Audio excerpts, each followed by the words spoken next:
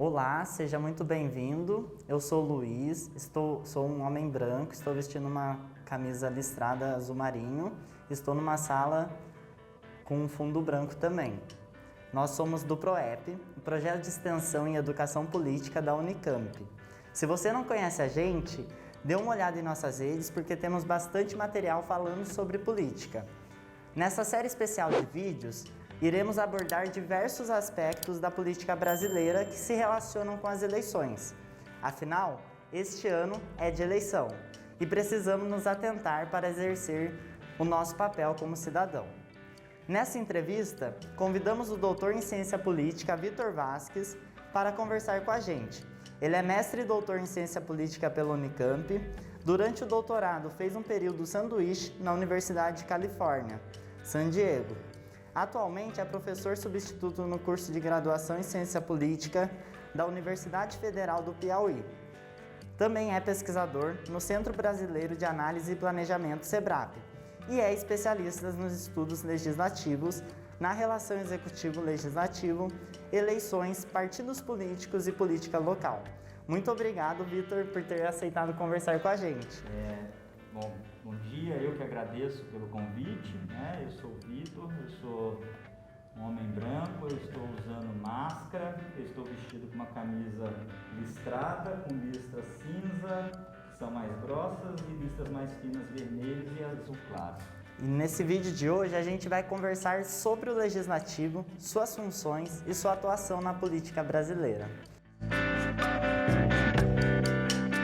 Como a gente sabe, esse ano é ano de eleição e vamos votar em representantes para cargos de deputado, estaduais, federais, para além dos cargos do Executivo.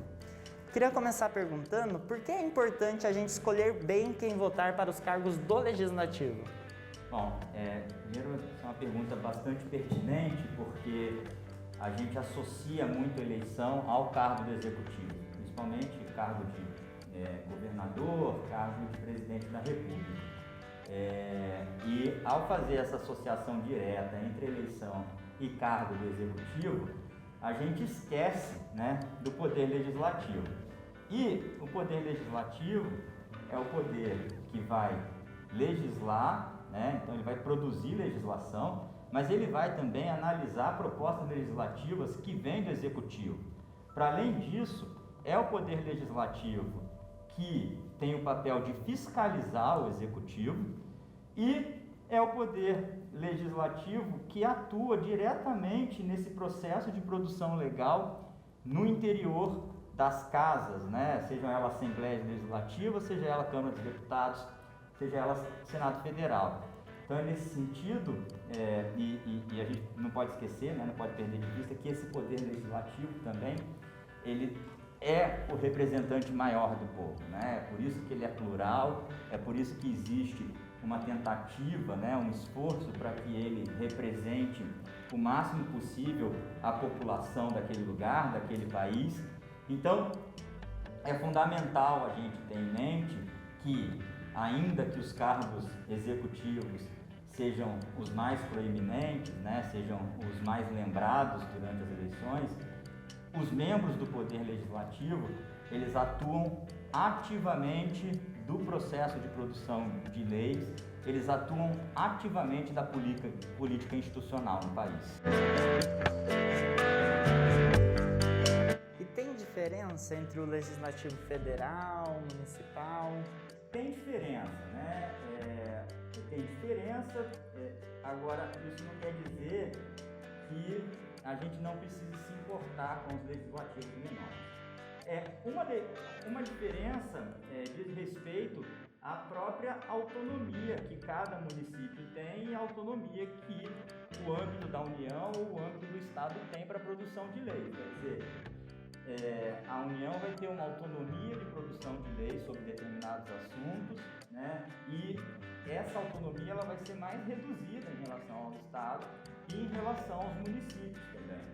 Então, muita legislação que está sendo feita na União, ela vai desencadear para os entes subnacionais. Isso é uma coisa, A outra diferença que eu diria que é significativa é o tamanho dessas casas, uma casa como a Câmara dos Deputados, ela tem 513 parlamentares. A gente tem municípios com 9, quer dizer, com menos de 11 parlamentares.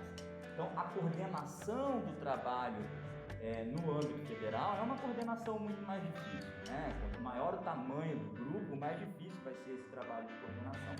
No entanto, é no município, né? É na Câmara de Vereadores que estão os políticos que se vinculam mais diretamente aos problemas locais, né? E aos problemas mais imediatos, problemas como saneamento básico, iluminação, problemas como segurança de localidades. Essas demandas chegam inicialmente para os vereadores, ainda que talvez os vereadores nem consigam eles diretamente resolver essas demandas, mas muitas vezes eles são canais com as outras esferas, inclusive. São eles que vão conversar com deputados estaduais ou deputados federais para tentar resolver os problemas daquela localidade. Então, tem diferença, inclusive do ponto de vista de carreira política, tem diferença, né? O cargo de deputado federal tende a ser mais valorizado do que o cargo de vereador, né? O cargo de vereador normalmente é a porta de entrada do político na carreira, mas isso não quer dizer que o cargo de vereador não seja importante, né? Ele é um cargo fundamental, a mesma preocupação que a gente tem em selecionar o nosso deputado federal, a gente tem que ter para selecionar o nosso candidato para vereador, porque são essas pessoas, né, pessoas que ocupam os cargos da vereança, que estão mais diretamente ligadas ao nosso cotidiano, né, às nossas demandas mais ordinárias. Como você comentou, na Câmara Federal, no Senado, em que você tem vários deputados e senadores, eles precisam de uma organização. Você sabe me dizer como que eles se organizam para cumprir com todas essas funções? Bom, isso é fundamental, essa organização, se a gente pensar a quantidade de assuntos sobre os quais os membros das casas legislativas deliberam e a complexidade desses assuntos. Então, é preciso, e aqui no Brasil ocorre dessa forma, pensar em uma maneira eficiente e competente de discutir esses assuntos. A solução aqui é dividir essas casas em comissões temáticas. Então, Câmara dos Deputados e Senado Federal são casas divididas em comissões temáticas e cada comissão cuida da sua jurisdição.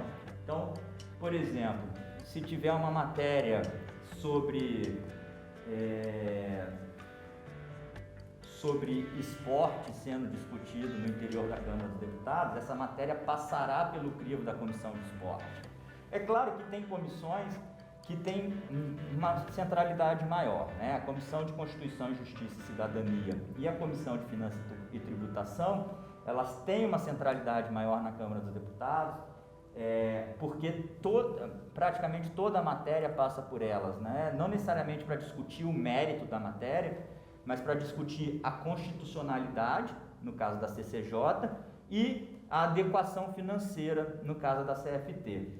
Agora, a depender do mérito da matéria, quer dizer, a depender do conteúdo da proposta legislativa, a depender do tema da proposta legislativa, essa proposta legislativa vai ser distribuída para uma comissão fazer a análise dela, e essa comissão vai ser selecionada porque a sua jurisdição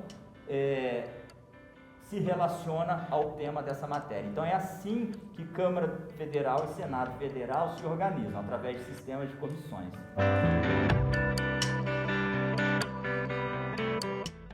Você, como grande pesquisador dessa relação entre o legislativo e o próprio executivo, como que você vê essa relação? Relação entre executivo e legislativo no Brasil, né? Existe um senso comum de que essa é uma relação conflituosa, necessariamente conflituosa. E isso está muito vinculado, né? Isso se associa muito ao fato, né, do presidente ser escolhido por uma eleição e o poder legislativo ser escolhido por outra eleição. se associa muito a essa ideia também dos freios e contrapesos que cada poder pode e deve exercer sobre o outro, mas a gente precisa, ao mesmo tempo, lembrar que o processo legislativo como um todo é um processo que demanda cooperação, né? Ora, se uma proposta legislativa ela precisa passar pelo crivo se uma proposta legislativa iniciada pelo Executivo, ela precisa passar pelo crivo do Legislativo antes de ser aprovada, então precisa ter um processo de cooperação entre Executivo e Legislativo para aprovar essa proposta. E mesmo uma proposta iniciada no Poder Legislativo, ela vai tramitar por dentro do Poder Legislativo e depois ela vai ser sancionada pelo Presidente da República, podendo haver veto parcial ou total. Então, do ponto de vista de eficiência legislativa, a gente não pode pensar em outra coisa senão cooperação. Na medida que a gente está pensando isso em cooperação, a relação entre o Legislativo e o Executivo, ela é, via de regra, né, na maior parte do tempo, um processo cooperativo e coordenado, né? Precisa ser coordenado por quem tem o poder de agenda aqui. Agora, é claro que a gente tem momentos de conflitos e os momentos de conflito, eles costumam chamar mais atenção do que a rotina de coordenação, né? Então, um processo de impeachment, por exemplo, é um momento típico de conflito entre legislativo e executivo.